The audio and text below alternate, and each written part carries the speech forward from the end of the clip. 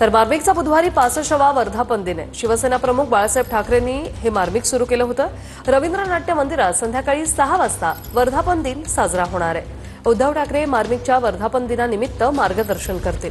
मराठी माणसावरील अन्यायाला वाचा फोडण्यासाठी साप्ताहिक मार्मिक सुरू केलं होतं।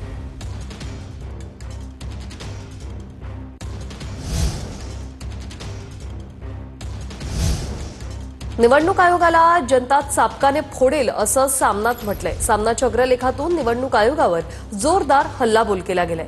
मतदारांची फसवणूक करून मोदी फडणवीस निवडणूक जिंकले असंही आज सामनात लिहिलेलं आहे।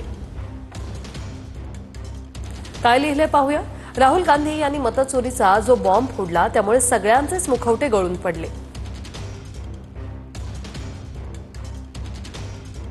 मतदारांची फसवणूक करून मोदी फडणवीस वगैरे लोक निवडणूक जिंकले।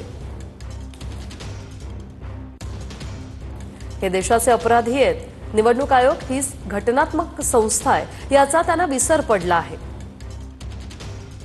भोळ्या लोकांना फसवणं हे या संस्थेचं काम बनलं असून ते वेगळ्याच नशेत धुंद झालेत। ही भोळी जनता संतापून रस्त्यावर उतरली तर आयोगाची खैर नाही। इंडिया गेट समोर निवडणूक आयोगाला जनता चापकाने फोडेल इतका अंत पाहू नये